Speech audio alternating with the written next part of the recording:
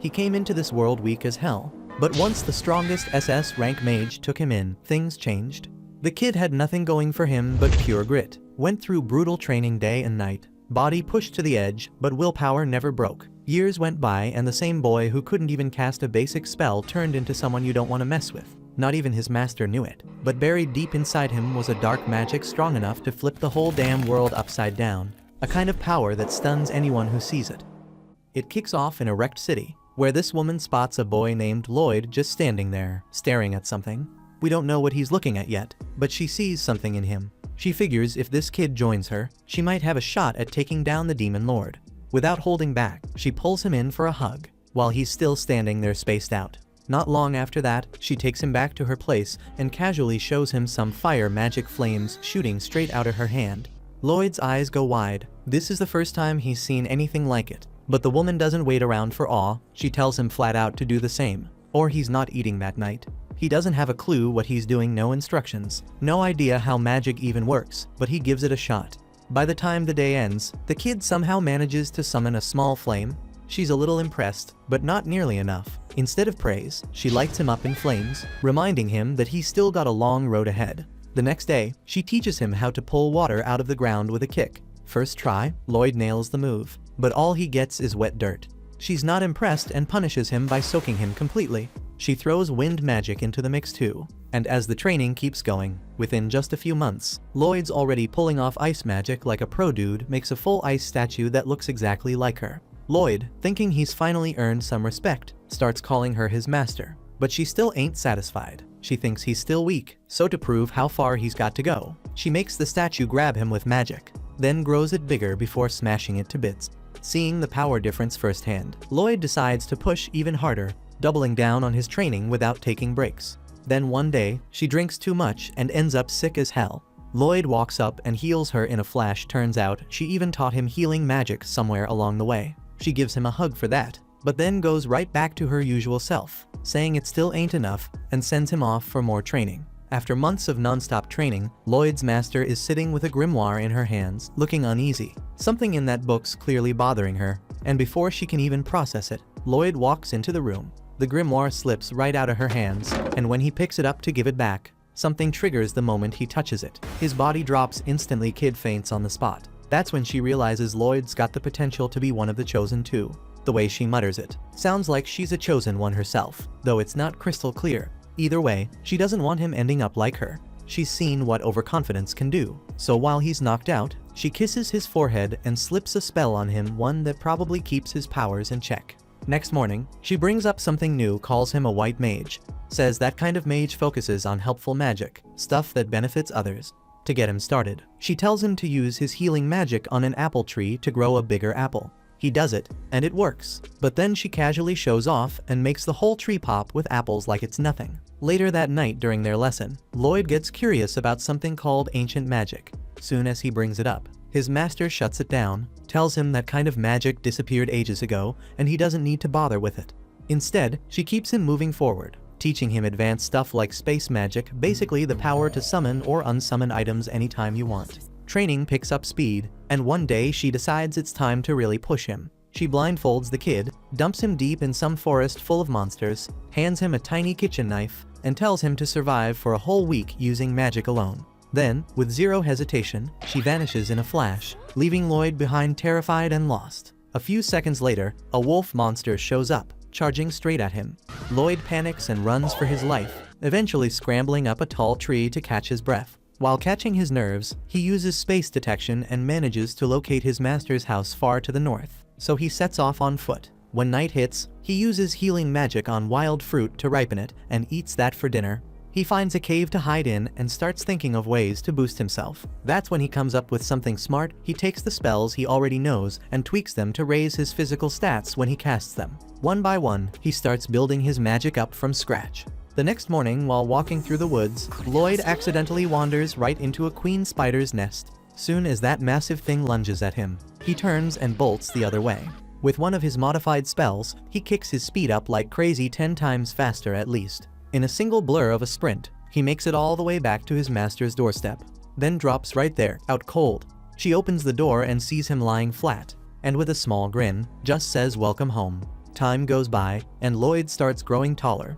His master gives him a little more freedom to roam around the house, and one day while cleaning up her study, he finds a book about cities. The idea catches his attention since he's never been anywhere with that many people before. Meanwhile, his master's been getting creative, testing all sorts of weird stuff, and using him as her personal test dummy. Kid barely gets any real sleep for days. One morning, she wakes up like usual and heads up to the rooftop, planning to beat some magic into him again. But when she steps inside, Lloyd's not there. She glances around and notices the last thing he was doing reading that same book about cities. Her expression shifts for a second. Turns out, Lloyd's already made his way into town. He walks through the streets wide-eyed, amazed by how packed and noisy everything is. This is his first time seeing a place like this, so it's all new. He grabs a loaf of bread from a stall, but once he pays, he realizes he's completely broke, not even a single coin left. That's when a recruitment flyer for adventurers floats through the air and smacks him in the face. And he figures that might just be his shot. He heads off to sign up right away, not noticing the strange man watching him from the shadows with clear interest in his every move. Lloyd joins a new adventurers party, and not long after, they're heading up to the castle rooftop to take down a giant cyclops. Alan, the party leader, gets slammed and yells for Sheena, the healer, to patch him up. But just before she casts her spell, Lloyd drops one of his upgraded buff spells without saying a word. Suddenly, everyone starts feeling unstoppable. The archer nails the cyclops right in the eye, and the knight takes a punch straight on but holds her ground, surprised by how easy it was to block. Alan doesn't think twice, charges up, and takes the beast out in one clean hit. He's fully convinced he pulled it off with raw talent, but the knight glances at Lloyd and starts putting two and two together, like she knows something just doesn't add up. Now that the cyclops is down, the crew rides back into town, and Alan's getting the royal treatment. Folks can't stop cheering his name like he's some kind of legend, all because no one else had been able to take down the Cyclops of Abadov Castle. The reward for the job turns out to be massive, but when it's time to split the cash, Alan tosses Lloyd 5 measly coins, saying that's all he gets since he's just a rookie D-rank adventurer. Lloyd takes the money without saying a word. When Alan suggests they toast to their victory, Lloyd politely dips out, saying alcohol's not his thing. That rubs the party's mage the wrong way. She gets all dramatic about him ditching the celebration. But Alan shrugs it off and says no big deal. They can always find another white mage if needed. And it's not like Lloyd did anything worth bragging about in the first place. Lloyd hears it all, but doesn't react. He closes the door behind him and walks away, calm as ever. Meanwhile, back at Merlin's house, the same guy who'd been tailing Lloyd earlier shows up. She calls him Willie and asks if there's any news. He tells her Lloyd made it to town and even joined the hero party. Merlin looks relieved, almost proud. She figured it was about time the kid stepped into the world on his own. As long as he doesn't end up cocky like she was back in the day, he'll be alright. Willie looks at her and asks if she still regrets what went down that day. Her face tightens, a flicker of guilt slipping through, and she remembers it clear as day. Back then, the Demon Lord was ready to blow himself up just to get his hands on that damn magic book. Merlin never saw it coming, and the explosion wiped out an entire village. Nobody stood a chance, including her. But somehow, Sybil, one of her teammates, pulled off a miracle with ancient magic and brought everyone back. Everyone but himself. He gave his life to fix what she couldn't, and that guilt's been hanging over her head ever since. Back on Lloyd's side, he's still with the hero party. Every time they're close to getting wrecked in a fight, he drops a clean buff on them, keeping the team running smooth like clockwork. Thanks to him, they're practically unbeatable, but nobody knows he's the reason they're cruising through every battle. Later that night, Rena's up reading about defense stats when Alan walks into her room. She tells him she's been wondering about something lately. The monster hits don't feel as hard on her shield, and she's not sure why. Alan says he's been feeling stronger too, figures it's just raw talent kicking in, but Rena shoots him a look and reminds him he hasn't trained in days, so whatever's going on, it's definitely not him leveling up on his own. At the same time, deep in the woods that night, a couple guards are finishing up their patrol when one of them suddenly screams in pain. His partner looks over and sees this massive golem towering above them, and in that split second, it hits him he's about to get killed doing a job that barely pays enough for lunch. By the next morning, the guard captain is already talking to Alan, asking for his help. Turns out the guys on patrol were killed in a brutal way, and they're guessing a golem was behind it. Alan, being Alan, says he'll take care of it. He figures a golem's no big deal. Later on, they head out to where it happened. Thanks to Lloyd's tracking magic, they manage to find the golem hiding out in a cave behind a waterfall. Since Lloyd's keeping everyone boosted, the whole team takes it down without breaking a sweat. But right after that, a demon shows up nearby and summons another one using rocks from the ceiling. Lloyd looks closer and notices the demons using a staff with a magic stone embedded in it. That's a big red flag. Magic stones are bad news. He knows they gotta shut this down fast, so he buffs Lulu's accuracy and tells her to shoot the demon. She hesitates since the demon's behind a wall, but she fires anyway, and somehow the arrow lands. Then Lloyd tells Maya to teleport the staff to him, and once it's in his hands, he seals its magic right away. Alan's already fuming. He doesn't like being bossed around, especially not by the guy he thinks should be following orders. Trying to show who's in charge, he rushes forward, aiming to land the final hit on the golem. Lloyd sees it coming and knows Alan's about to get his head crushed, so he kicks in a speed spell and dives in, shoving Alan out of harm's way. But instead of a thanks, Alan snaps at him for getting in the way. He finishes off the golem himself, acting like he did it all solo. Back in town, he straight up kicks Lloyd out of the party, saying he's had enough of his attitude and claiming he's been useless the whole time. And after all those years hearing Merlin say he wasn't good enough, Lloyd starts to believe it. He doesn't argue, he just walks away quietly.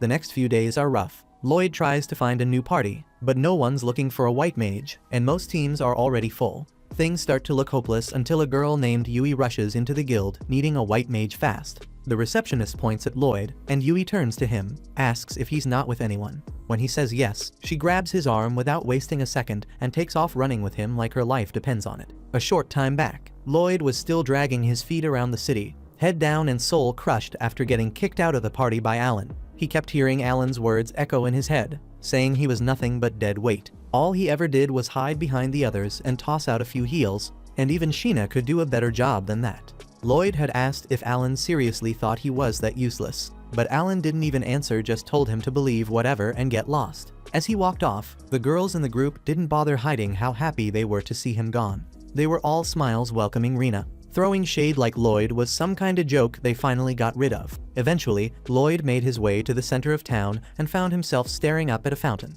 The statue on top looked exactly like his master, and that hit him right in the gut. He missed her, missed being trained, missed mattering to someone. Meanwhile, a different squad of adventurers was heading out to take down a bandit stronghold. This was no casual mission either, it was ranked A, so they had to keep it tight. Clum, the ginger in the group, looked off her game, distracted by something and clearly not feeling it. Still, once the battle kicked off, they went in hard before the bandits could even react. Silica, the mage, stepped up first, chanting loud as hell to prep her spell. One of the smarter bandits noticed and told his crew to wait it out till she was drained, then rush them. That was the plan, but they didn't count on Cross having her back. From way off, he fired a shot so clean it ran through a bunch of them at once. Their party was no joke. Yui, the sword fighter leading the team, held her own with no problem, even when she slipped. Dagas, the big guy with a shield, was there to cover her.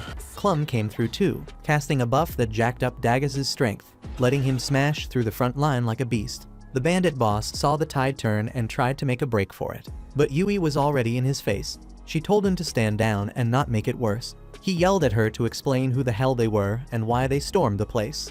But then he spotted the golden pendant on her chest. His face changed quick, he knew what that meant. She wasn't just tough, she was S rank. Every single one of them was, which meant they weren't just here for a job, they were the kind of folks everybody respected and paid attention to. The boss bandit pulls out his final move, thinking that even if this crew's S rank, there's no way they can handle what he's about to drop. He slams his staff to the ground and fires off a summoning spell, bringing up a massive golem straight from the earth. This thing's built to resist magic, which knocks Silica and Clum out of the fight completely. Even Cross knows his arrows won't do much against that kind of tank, so that leaves just Dagas and Yui to go toe-to-toe with it. Yui doesn't flinch. As team leader, she steps up and hits the golem head-on, slashing with full power. But the thing doesn't even blink.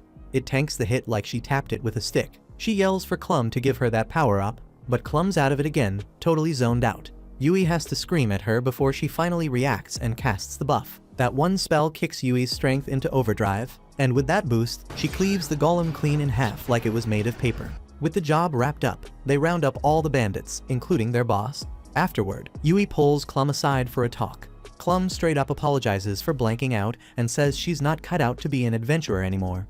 Yui gets it though. She knows Clum's mind's been on her sister Sylvie, and she asks how Sylvie's doing these days. But before Clum can even answer, the scene cuts to Lloyd again. It's been 3 days, and the poor guy still hasn't found a new party. He's posted up near the guild counter when someone starts yelling about needing a white mage. Turns out, it's Yui. Lloyd doesn't waste a second. He steps up and tells her he's a white mage, and Yui doesn't even ask for his rank. She grabs his wrist and drags him straight to her cruise base. Once there, she introduces him like he's already part of the team, even though he hasn't said yes. Her squad catches on quick, they've seen her do this before. Cross breaks it down for him, saying they've got a high priority mission and no time to replace Clum properly. They need someone fast. Nobody thinks Lloyd's the right pick, and truth be told, neither does Lloyd, especially after realizing this group's full of S-rank adventurers. Even though Lloyd's already given up on himself, Yui hasn't, and she straight up demands he show them what he can do. He's convinced he's gonna disappoint them, but decides to try anyway. First thing he does is pull a staff out using storage magic, and that alone makes everyone raise an eyebrow. Then, without chanting a word, he hits the whole squad with a physical boost. They don't feel much at first, but Yui swings her sword just to test it and slices through a tree like it's made of foam, leaving everybody wide-eyed. Lloyd casually explains that he didn't just cast one buff, he stacked 5 enhancement spells on top of each other, which is why Yui's power skyrocketed. That's enough to shut down any doubts they had.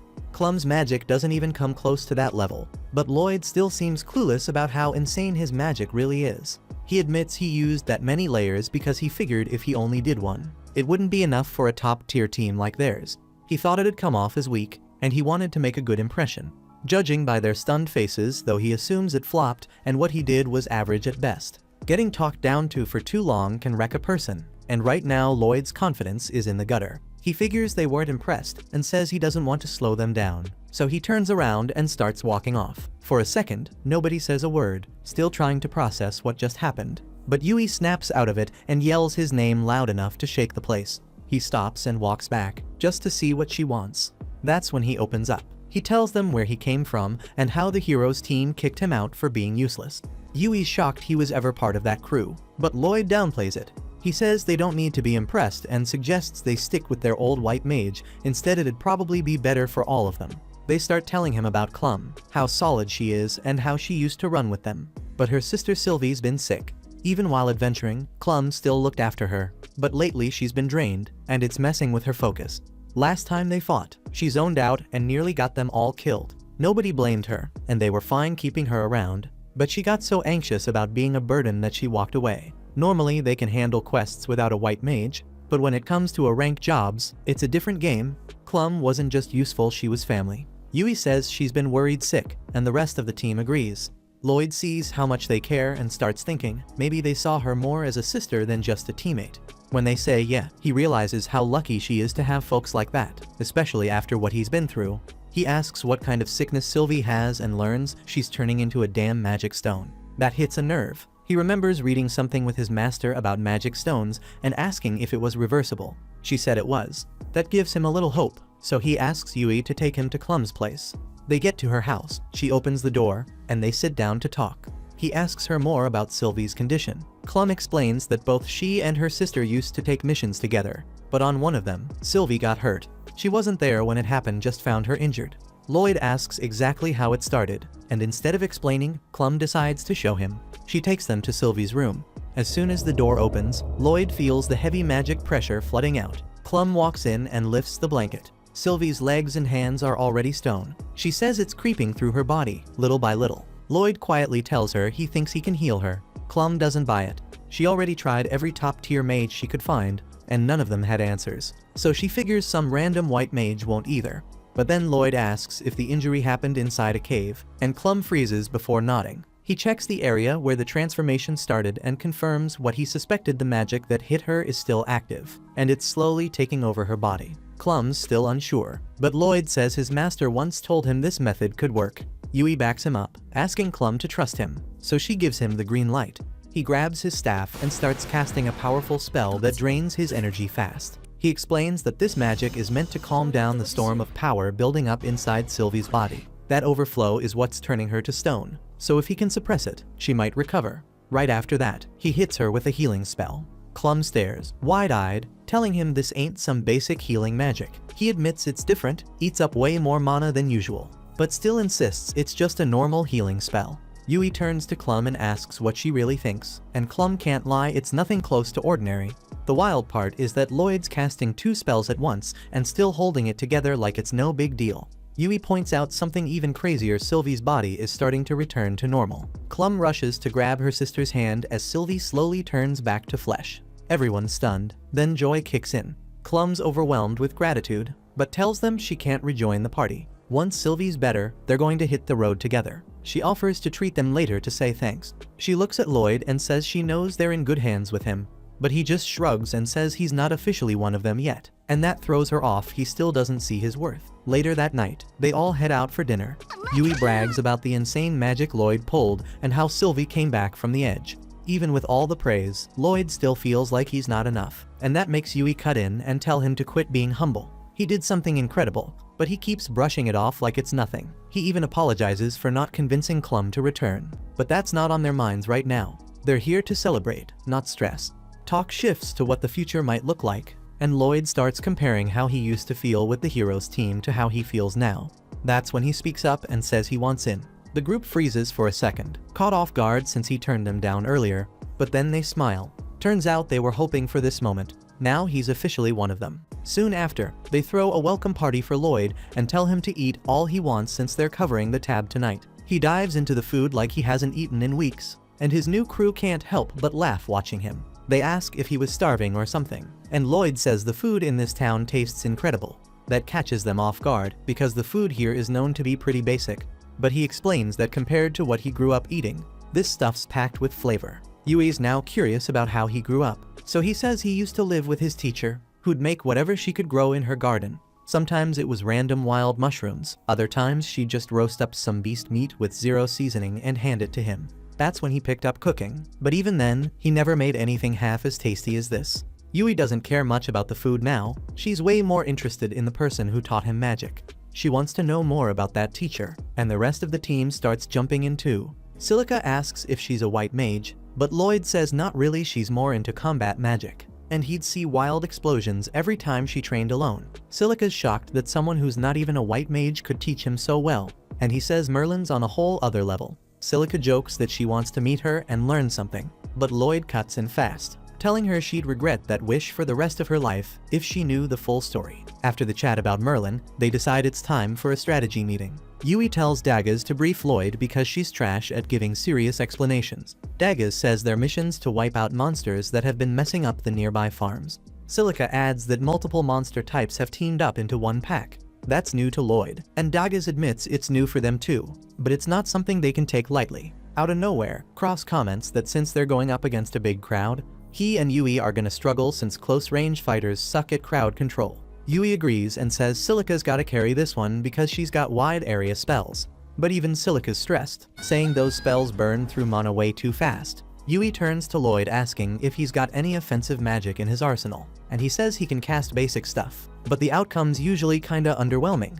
Daggers shifts gears to the plan itself, saying he and Yui will lure all the monsters into one place so Silica can hit them hard. Meanwhile, Cross will guard both Silica and Lloyd, who'll focus on healing and support. Right after that, they all head back to the inn to rest, but Lloyd strays off in a different direction. Daggers stops him, wondering where the hell he's going, and Lloyd awkwardly admits he's dead broke and can't afford a room. Without missing a beat, Daggers tosses him a pouch stuffed with more gold than Lloyd's ever seen in his life. The poor guy panics, saying he can't take it, but Daggers tells him to chill because it's not a gift, he's just gonna deduct it from his paycheck. Lloyd can't argue with that and promises to bust his ass repaying every coin. Next morning, the whole crew gathers outside the inn, with Yui dragging herself in last. She looks around and asks where the hell everyone's luggage went. Turns out, Lloyd already stashed it all inside his magic storage, which blows her mind. She immediately hands him her stuff too, and he packs it in like it's nothing. Yui and Silica start hyping him up like he's some genius, but Lloyd says he could show them how it works. They all freeze, stunned that anyone could learn this skill, and he tells them it's not that hard, though boosting its storage size takes some effort. With that, they finally set off on their mission. While walking, Lloyd starts to understand how good it feels to have fun even during a quest. Since they didn't have to carry anything, they reach their first camp spot way ahead of time. Lloyd unloads their gear from storage and helps set up the tents. Yui's already eyeing the river, ready to go splash around, but Daggers shuts that down, saying they still need firewood and food. Lloyd steps up to grab the firewood, and Yui thanks him for cutting down their chores. Then she pulls Silica along so they can take a quick bath, and while they're off, Lloyd heads into the woods to collect dry branches. Lloyd spots a fruit he used to eat when he was a kid, so he grabs a handful to share with the crew. Right then, a loud scream tears through the trees. It's Yui. Without thinking, Lloyd bolts toward the sound and finds a huge serpent monster going after Yui and Silica, both caught off guard with no weapons in hand. Lloyd throws himself at the monster, forcing its attention off the girls. That gives them just enough time to run to the shore, grab some towels to cover up, and toss a couple of weapons their way. Once they're armed, Lloyd hits them both with enchantment spells on the spot. Yui charges in and slices the damn thing clean in half with one strike. But even after that, the monster's head still wriggles, trying to land a hit.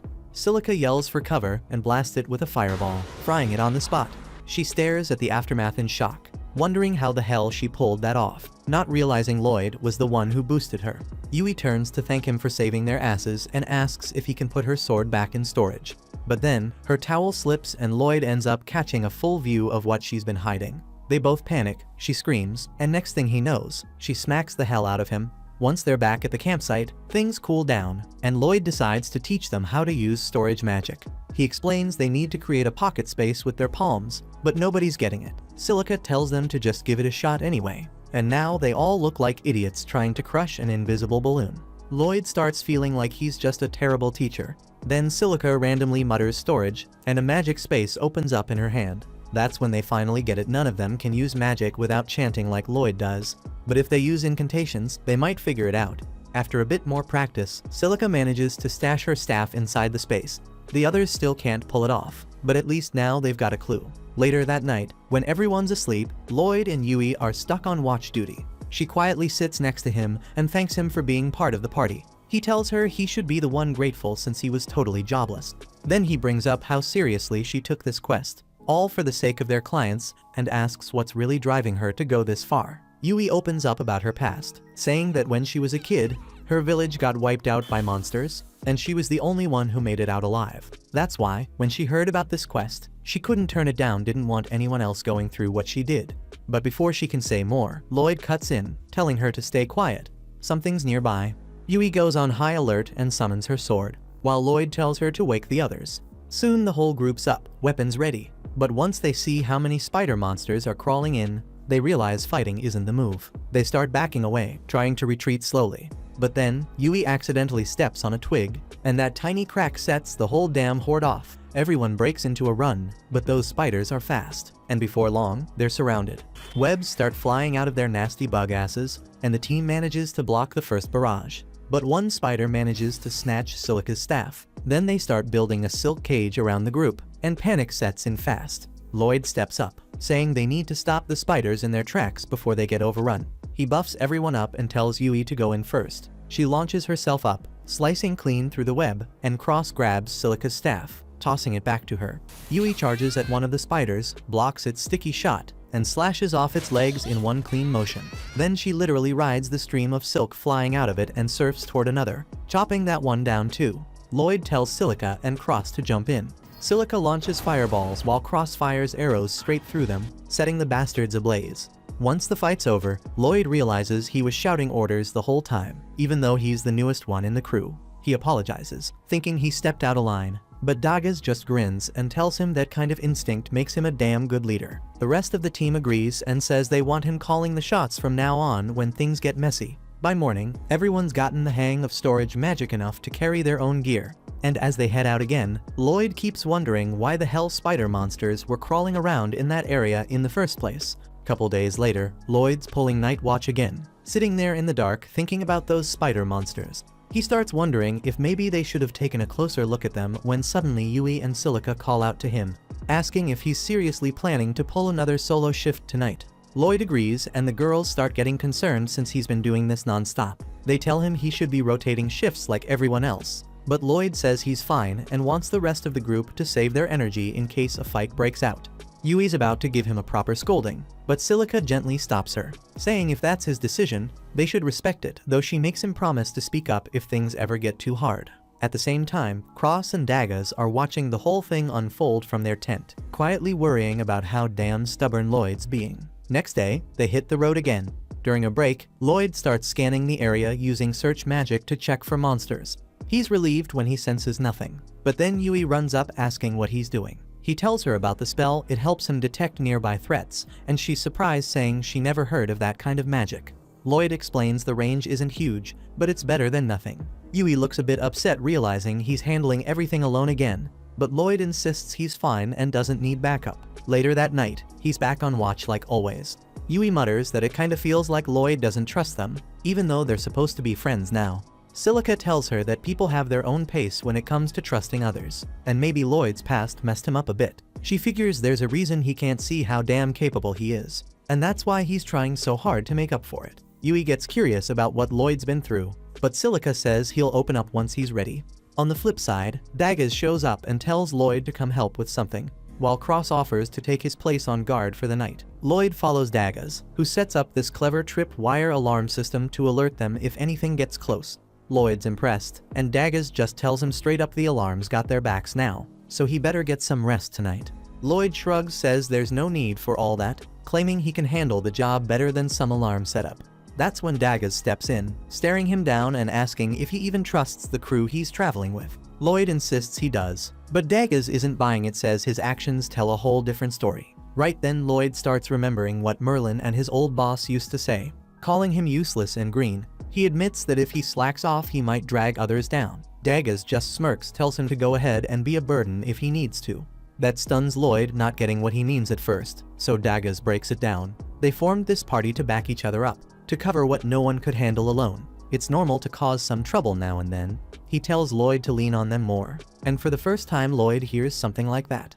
That little talk gets through to him, and later in the tent, Lloyd actually smiles, realizing he's got folks he can count on now. Next morning he puts it into practice, nervously asks Yui to help fetch some water, and she lights up glad to do it. Meanwhile, a noble named Michelle gets word from some shady black mage who says the magic stones have been planted exactly where he asked. Michelle looks real satisfied, says the plan's gonna go smooth now. The mage adds that the earlier distractions scattered all the top adventure teams, so they won't be sticking their noses in. Only the hero's party is still around and they might mess things up. Michelle says there's no stopping that since the hero only moves when the king orders it. Still, he doubts the guy can stop what's coming next. Back in the woods, Lloyd and the team notice how weird it is that no monsters are anywhere nearby. Lloyd boosts his search spell, stretches the range, and picks up a cluster of beasts about 10 kilometers out. Cross mentions that's pretty close to those farmlands they're heading toward. Before Lloyd can explain more, Yui cuts in asking if he can really scan that far out. He nods and she flips out,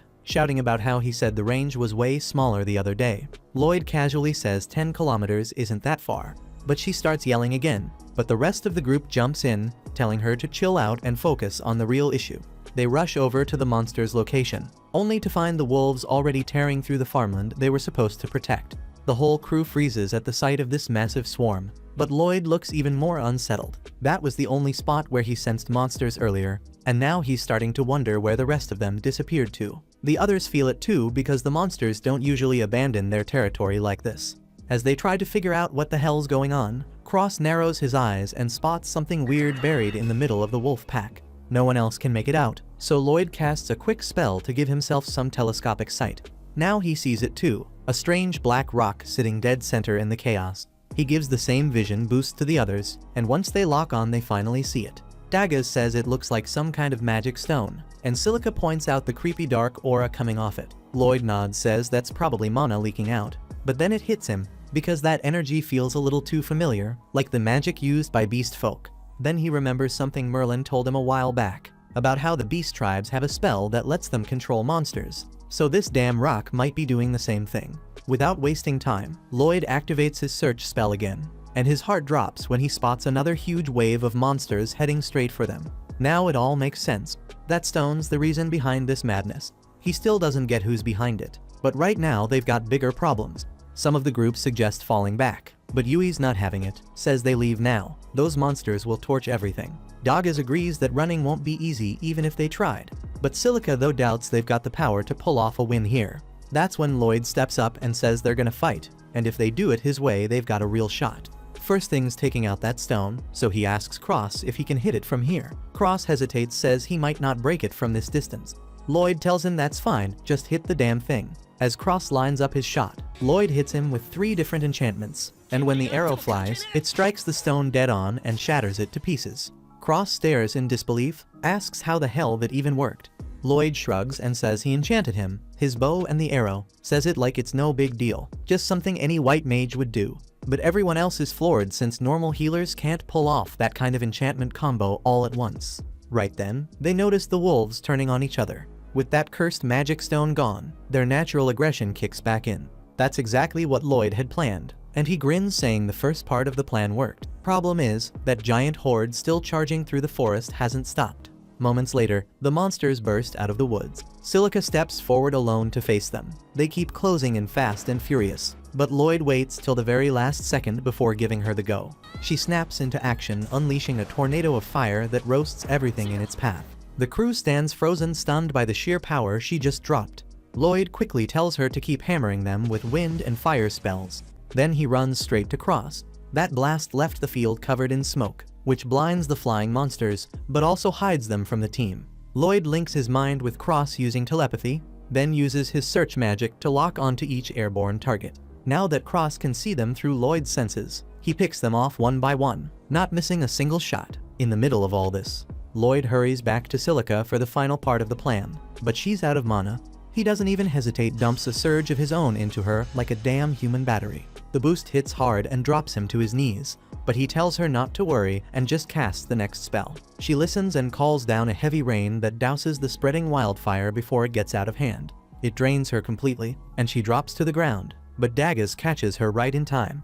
Yui rushes over, tells her she did amazing, and that now she and Daggers will handle what's left. While they head out to clear the stragglers, Lloyd and Silica stay behind. Finally catching a breath, Lloyd suddenly collapses, muttering that he still needs to get stronger if something this small wears him out. Not long after, Yui and the others return, having wiped out the rest of the monsters. But before they can relax, Lloyd tells them they've got no time to waste, his gut screaming that this was all a diversion, and the real threats headed straight for the city of Ishtar. Everyone's still trying to process what just happened when Lloyd casually pulls out a full crate of mana potions from his storage. He downs one in a single gulp, then tells them the whole mission was a damn setup meant to lure top adventurers out of Ishtar and weaken the city's defenses. Cross argues that Ishtar still has the Heroes Party and the Night Order, so taking it down won't be that easy. Daggers though says Lloyd's theory actually makes sense.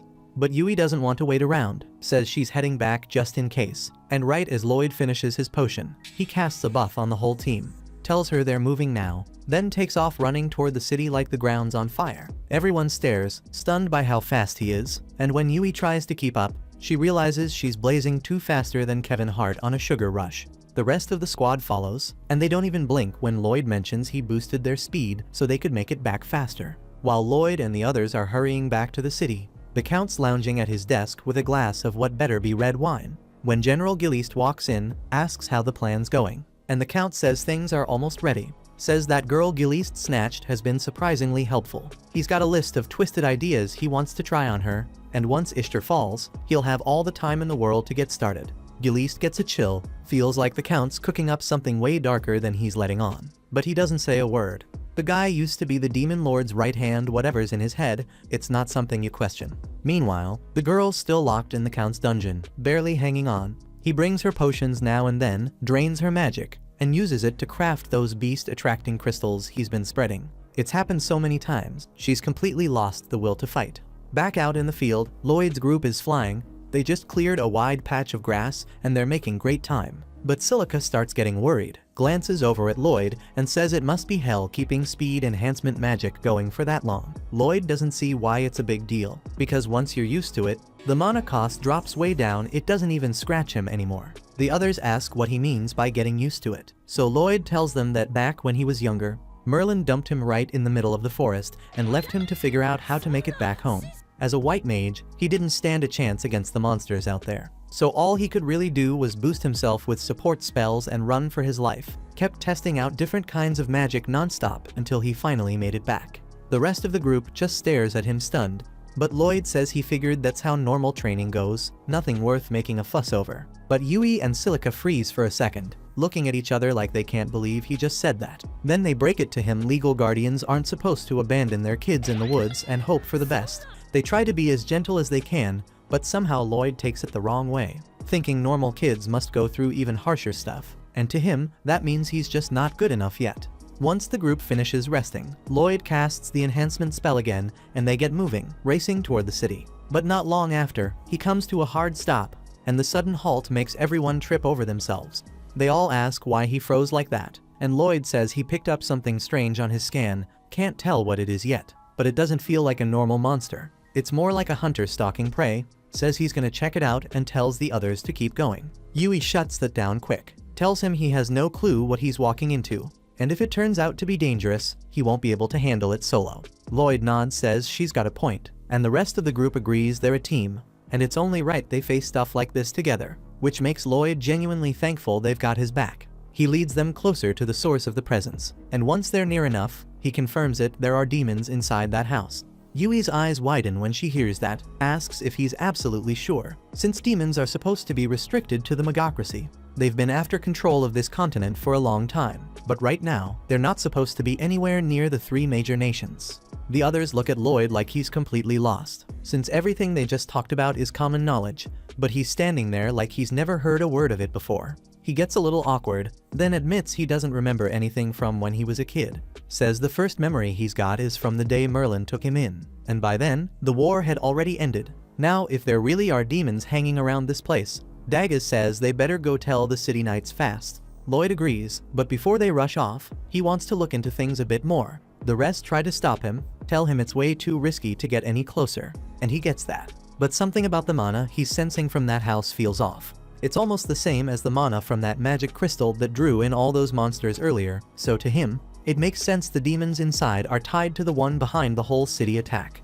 If that's what's going on, then Lloyd figures it's worth taking a chance, and Yui's got his back. She talks the others into going with it, says it's their job as adventurers to stop threats before they blow up into disasters, and these demons sure look like trouble. Besides, if they're lucky, maybe stopping them now will stop the attack on Ishtar before it happens, so they go for it. But when they reach the window and look inside, the place is straight up empty. Lloyd checks again to be sure, and this time he spots the demons underground, and they're clearly planning something bad. He turns to Silica, asks if she's got earth magic, since that's the only shot they've got. She nods, says she can handle it, so Lloyd buffs everyone with enhancement magic. Then she drops a sand pit spell under their feet, and just like that, they fall straight into the middle of a demon ritual. The demons all freeze, confused as hell, demanding to know who the intruders are, but Yui doesn't flinch, steps forward with her blade up in one of their faces, says if he doesn't start talking, she'll end him right here. Before he even opens his mouth, another demon jumps in and blasts a bunch of rocks her way using earth magic, forcing her to block just long enough for the first one to slip out. He bolts right past the one who saved him, then wastes no time and shoots one in the chest. And the coward who ran doesn't even look back, rushes through the door and locks it behind him so Yui can't follow. While she's trying to open it, the 2 remaining demons creep toward her from the side, but Cross fires again, lands a shot in each of their thighs, and that gives Yui the perfect opening to take them both down without a fight. With the room finally clear, the whole crew regroups fast and heads after the last one before he gets too far. Behind the door, the demons already got the girl wrapped up in a cocoon with magic, clearly trying to haul her out of there. But then Yui and the others come crashing in, and he spins around, sees them and runs again. They go after him, chasing up the stairs and into the open, but he's fast, and if they don't cut him off, he might escape. Lloyd calls out to Yui, tells her to circle ahead and block his path, while he sends Silica and Daggers around from both sides to trap him. Soon enough, the guy's stuck with nowhere left to run, and Lloyd steps forward, tells him it's over, says he's got a lot of questions and he's not letting him leave until he gets answers. But the demon's not backing down, fires off a desperate lightning spell, hoping to wipe them all out in one shot. But Lloyd's already on it, throws up a shield that covers the whole team, and the blast bounces right back, piercing straight through the demon's chest and dropping him on the spot.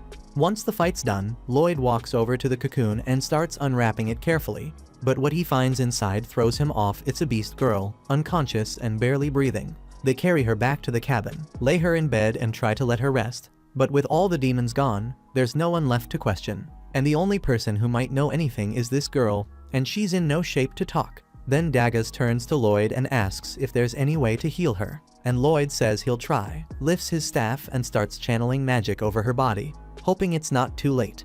Silica watches in disbelief at how smooth Lloyd's healing magic works, and when she asks about it, he shrugs and says he made a couple of tweaks in his spare time. Yui narrows her eyes and makes sure he hears her loud and clear. Most adventurers can't even touch their spells, let alone improve them. Says what he's doing isn't just rare, it's unheard of. Lloyd looks a little surprised by that, says he had no clue it was anything special since Merlin always made him help refine hers. But he gets the message and doesn't try to play it down this time. Not long after that, the girl finally starts to move, and once she opens her eyes, Yui jumps straight in with a wave of questions she's been dying to ask. The girl struggles to keep up, but she manages to tell them her name Claire, so at least they're getting somewhere. Then Lloyd steps in and takes over, asks if she knows why the demons locked her up. Claire stays quiet for a moment, so Lloyd shifts the tone and tells her they're just a group of adventurers who came to help a farm under attack. Says they found a magic crystal buried in the middle, summoning monsters non-stop. Then he mentions he could sense beast magic leaking from it, and that he's heard some beast folk can use spells to control monsters. That's why he asks if she's the one behind those stones. Claire freezes for a second, then nods and admits it's her magic, but says the demons forced her to do it. Now that they've got the truth, the whole group starts putting the pieces together. If the demons are using those stones to call monsters, and Claire's magic is powering them, then it's clear they want to launch a full-on attack on Ishtar, which happens to be the gateway to the continent. They agree to head back fast and take Claire with them before things spiral any further. Back in the city, a couple of guards stumble across one of the magic stones, but it's already too late to stop anything. The monsters have started pouring in, and it won't be long before the entire place gets swallowed up. Meanwhile, the crew stops for a quick rest, and that's when Lloyd picks up on something bad. He senses a wave of monsters heading for the city, and behind them, an even bigger force closing in. There's no way they can hold off all of them by themselves, so he makes a call. He tells Yui and the others to rush ahead and warn the knights while he stays behind with Claire, planning to use her magic to stop whatever's coming before it reaches the city. At the same time, back in the city, Alan is getting frustrated because he has been trying to find a replacement for Lloyd. But every white mage who applied can barely cast 2 spells at once, while Lloyd could toss out 5 with ease. Rena tells him Lloyd might have been a special case, but Alan refuses to accept that. His pride will not let him admit he was wrong, so he decides all the white mages in the city must be even more useless than Lloyd was, and they just need to keep recruiting until a useful one shows up.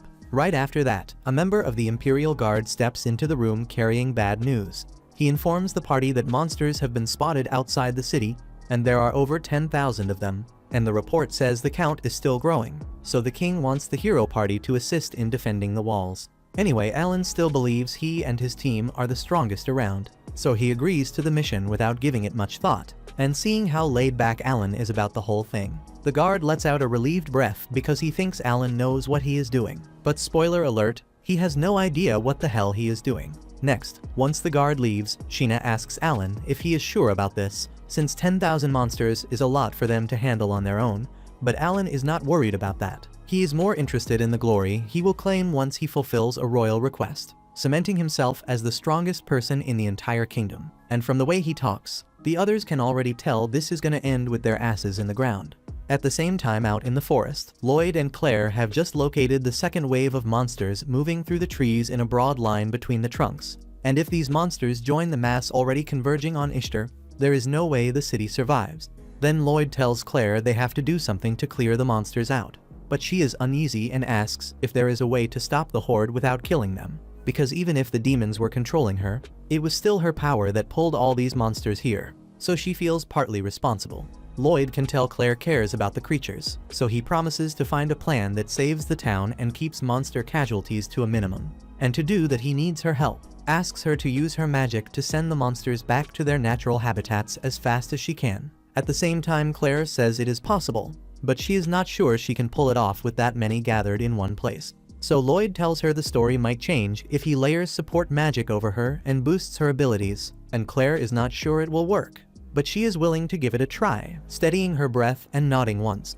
Then she starts to use her magic to speak to the monsters, now letting the rhythm build, yet before the spell can take hold, something in the forest cuts it off. A hard ripple that snaps the thread, so she will not be able to do anything until they figure out what is causing the interference. At the same time in the guild, Alan calls a meeting with every adventurer left in the city, and he is disappointed by how weak the room seems. Sheena explains that all A-rank parties and above were sent out on missions, so the ones left are B-rank and below, which is not ideal, but that does not mean he should insult them, since they are still willing to fight for the city. Meanwhile, Alan has been treating the B-rank adventurers like disposable pawns, and they are starting to get angry. But before it boils over, the guild branch manager steps in and tells everyone to calm down. They are here to fight monsters, not each other, so they do not have time to waste arguing. Alan agrees to stop disrespecting the others, and since they need an attack plan, he stands and announces that every mage should fire their most powerful spells at the start, taking out 10 monsters each to punch a hole in the front. While the mages recover their mana, Alan and the rest of the Malif fighters will rush in to buy time. He intends to repeat the cycle as long as it takes until all the monsters go down. And in theory, that is not a bad strategy. But the adventurers tell Alan they do not have the firepower to make that happen. At best, their strongest spells could drop 1 monster, so there is no way they will kill 10 each. Alan starts calling them incompetent, and then Maya speaks up and says she would not be able to do it either. Alan asks what she is talking about, so she explains that a while ago her spell potency suddenly dipped, and she has not used magic as efficiently since.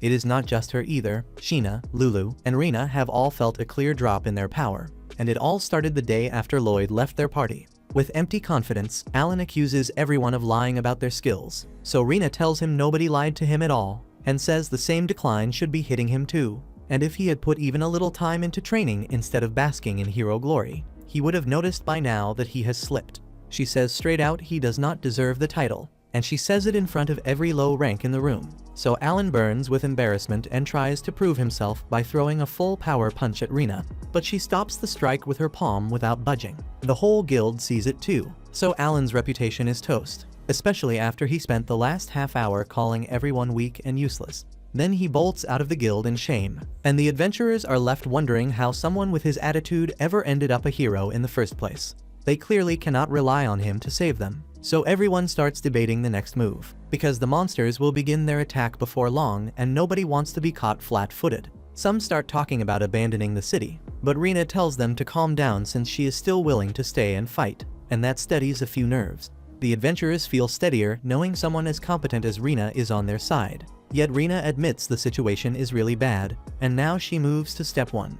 Then she asks whether anyone has seen a man named Lloyd. While Rena looks for him, Lloyd is still in the forest with Claire, and they have just located a magic crystal hidden in the woods. This one matches the others Lloyd has seen so far, and the dark energy coming off it is probably the interference jamming Claire's spell, so unless they destroy it, she will not regain control over the monsters. However, that is easier said than done since there are bound to be at least a dozen of these scattered across the forest, and tracking them will be very difficult. Lloyd agrees that combing the whole forest would take forever, so he asks Claire to sense the crystals, since they are using her power and feeding on it. Claire then confirms that she can feel their energy when she is close enough, but the forest is too big for her to sense any location effectively. At the same time, Lloyd says it will not be a problem because he already has the perfect plan in mind. And before Claire even gets a word in, he casts sensory sharing on her, stacks an enhancement, and suddenly she can feel every magic crystal in the forest, with each exact location streaming straight into Lloyd's mind. Then he drops invisibility over both of them so they can move through the trees without drawing notice, and Claire is left speechless because he handled all of that without breaking a sweat. From there, they slip past the monsters clean, and Claire starts dispelling the dark magic and cracking the crystals one by one. Meanwhile, back in the city, the adventurers gather outside the walls and prep for battle, remaining deeply concerned. Earlier, Rena laid it out for everyone that the real engine behind the hero party's success was Lloyd, the reason they made it this far at all. But hearing that, the other adventurers want to know why he was pushed out of the hero party, and she admits it came down to short sight and pride. The title of heroes went to their heads, so after every strong showing, they assumed it was their own power and ignored how much work Lloyd put into supporting the team. She says their only hope now is to ask Lloyd for help, but the guild manager explains Lloyd is not in the city right now. To make it clear from the start, after getting kicked from the party, he went on to join an S-rank group and headed out with them on a monster subjugation run. Normally the trip would take days, but Rena figures Lloyd can cut that time with his support magic, so with some luck he might already be on the road back, which is why she tells everyone they are betting everything on Lloyd making it back in time to save them. They trust her judgment, but even with that hope, the feeling in the ranks stays grim as they look at the mass of enemies waiting out there.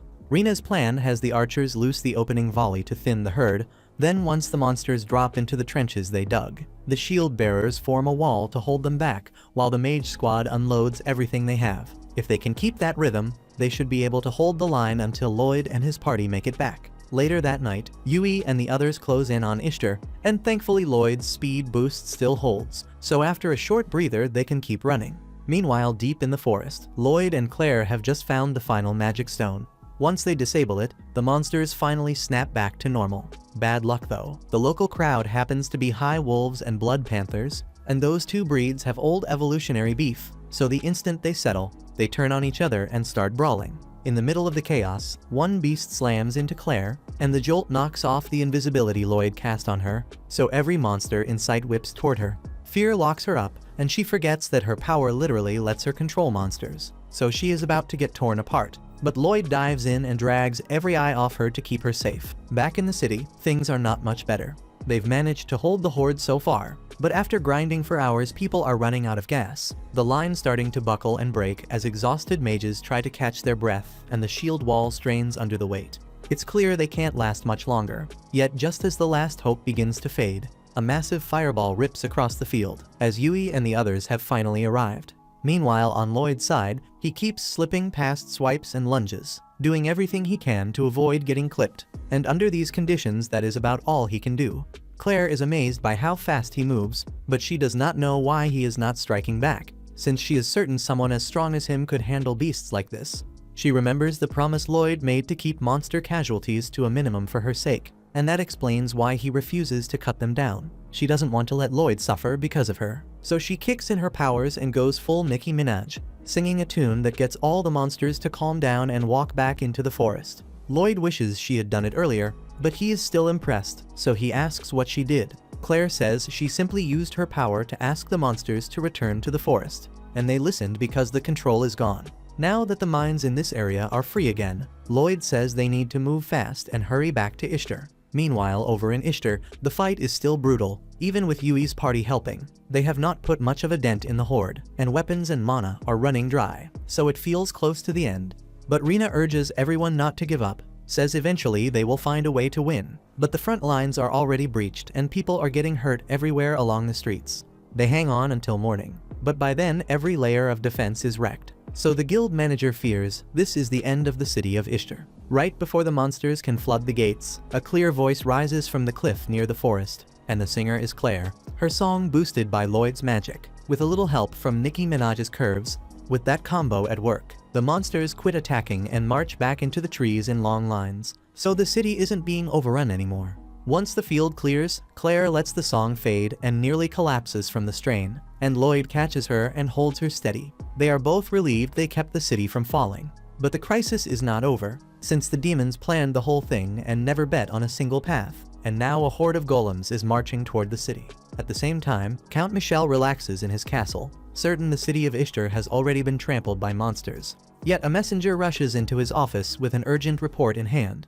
At the outset, Michel assumes it's the notice that Ishtar has fallen. But to his dismay, the messenger says the monsters abruptly stopped the assault and scattered back into the forest, all except the golems, which for some reason couldn't hear Claire's song. Lloyd figures the demons are meddling behind the scenes, and at this pace the golems will cause heavy damage, so he casts a speed boost on Claire and tells her they need to sprint to town right away. As they thread past the golems, they get spotted, so Lloyd tells Claire to fall back to avoid the golem's punch before it lands. After a quick look at them, it's clear to him these ones have been enhanced somehow, so bringing them down won't be easy. Claire and Lloyd reach the trench around the city, so he takes her by the waist and vaults over it in one clean motion. The soldiers on watch freeze, since clearing that distance while carrying someone isn't normal. Even then, word has spread that Lloyd's enhancement magic is outrageous. After they land on the far side of the trench, he links up with Yui and the others, and they thank him for everything he did to save the city. Lloyd says the credit goes to Claire, because her magic drove most of the monsters away, but the golems are still coming, so they need to prepare. Right then his knees give out and he drops to the ground, because he's been using enhancement magic almost non-stop for days, and even for him that load is too much to carry. The others tell him to rest because he's overexerting himself, but he says he can't stop until the city is safe. Soon after, the guildmaster arrives, and with him there, Lloyd asks him to look after Claire in the meantime, since her safety is very important to him. The manager understands, so he assigns knights to guard her closely and swears to Lloyd that she'll be safe. With that settled, he's overjoyed that Lloyd made it back in time, because right now he's their only hope. Lloyd gets confused hearing that, since he thought the hero party was still in town.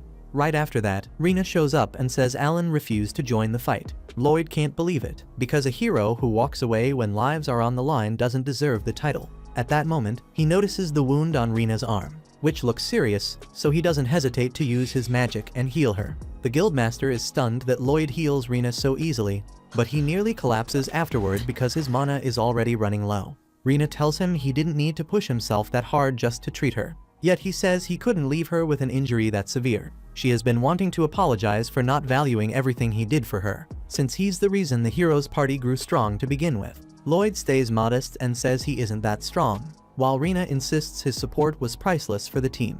Even then, no one gave him credit, and she did know better because she didn't stop Alan from kicking him out. So she wants to offer a formal apology. Right then, the guards ring the alarm bells because the golems arrive, and even if a few tumble into the trench, plenty remain standing, so the guards rush in to cut them down as fast as possible. Lloyd tries to warn them to wait because these golems aren't normal, but it's already too late. A guard's sword shatters the instant it meets the golem, and while he's stuck in disbelief, the golem drops him with a right hook. This is heading south fast, so Rina raises her shield and tells everyone to hit with full force. Yet magic and ranged shots almost bounce off the golem's rough hide, so they pull back, and nerves start to fray. If they don't act soon, the city could still end up destroyed. So Lloyd tells Yui he's about to cast enhancement magic on everyone here. Yui asks if he's sure he can handle that, since casting enhancements on more than 100 people sounds insane, but he says he'll be fine.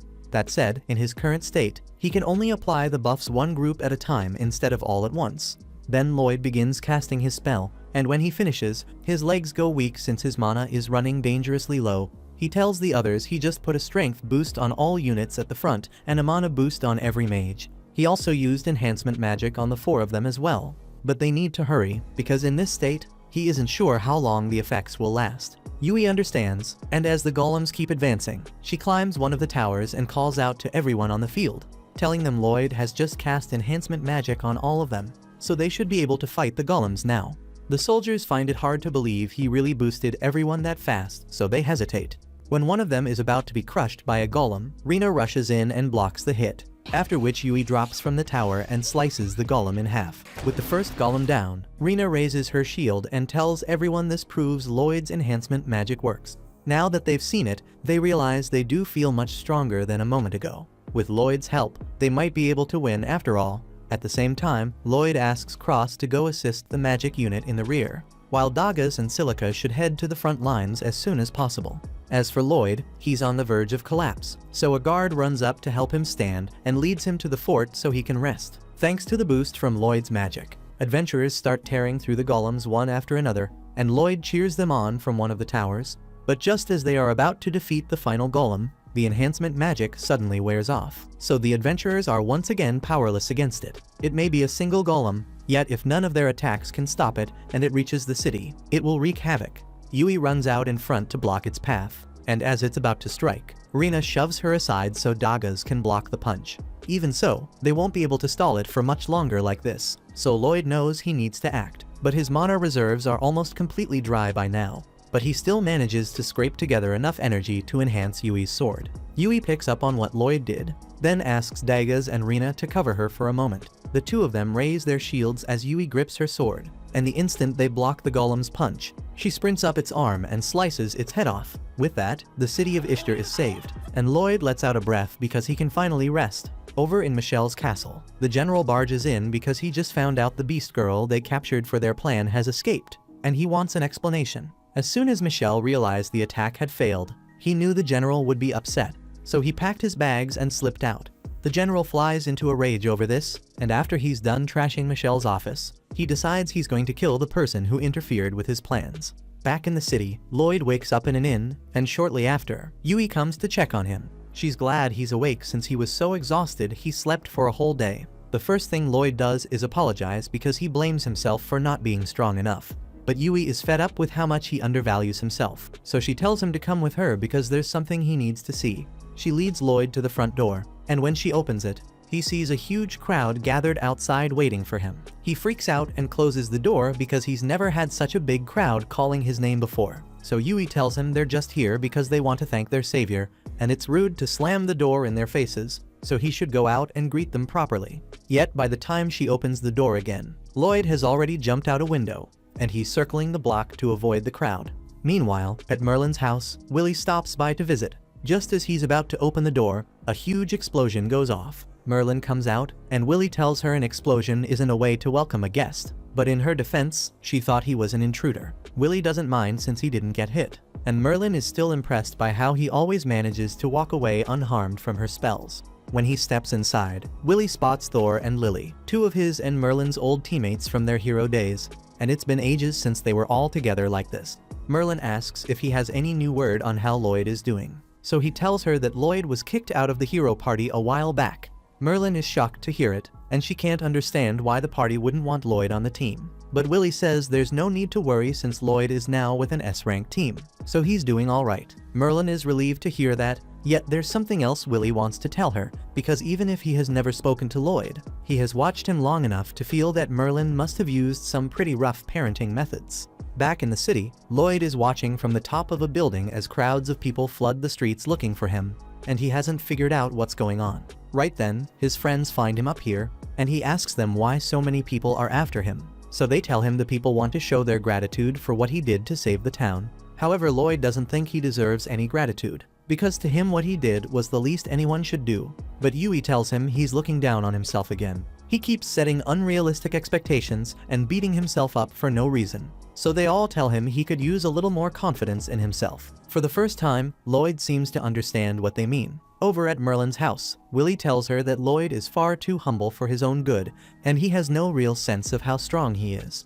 So it's a miracle that he found a team who wouldn't take advantage of him. Merlin realizes she might have messed up with how she trained Lloyd, but she didn't want him to repeat the same mistakes she made. At the same time in the city, Lloyd finally agrees to face the crowd, and everyone begins thanking him for powering them up during the battle. As far as they're concerned, Lloyd is the new hero of Ishtar. And as for Alan, he and the others are in serious trouble now.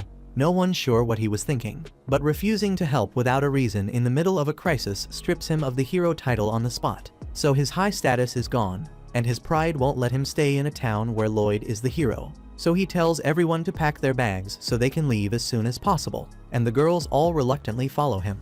The next day, Lloyd and the rest are summoned to the Lord's castle, and when they arrive, they're surprised to find Claire waiting there as well in person. Yui asks if the Lord called her too, and a few moments later, the Lord appears and explains that Claire is actually here as an honored guest. They take their seats, and Lord Abel informs them that Claire is in fact the third princess of the Forez Empire, which makes her very important to everyone involved. Lloyd and the others had no idea Claire was royalty, so it comes as a major shock to all of them. With that set aside, Abel asks what they think of Claire's power after seeing it up close and personal. Lloyd says it's incredible, but also frightening, because in the wrong hands, it could cause massive chaos, which is exactly why Abel says they can't let the demons take her again under any circumstances. The Empire will want its princess back soon, so Abel has a special job for Yui's party. He wants them to escort Claire to the royal capital Sylphus, and under normal circumstances the royal knights would handle that duty. But that would draw too much attention, and Abel doesn't want to risk tipping off the demons to Claire's presence. It's clear the demons crave Claire's power, and Lloyd is certain they won't give up easily or back down at all. So he and the rest of the team agree to escort her to the capital, and the following morning they set out on their journey. Thank you for watching to the end. If you enjoyed this recap, please hit the like button and subscribe. If you have any suggestions or tweaks, share them in the comments. They help me improve.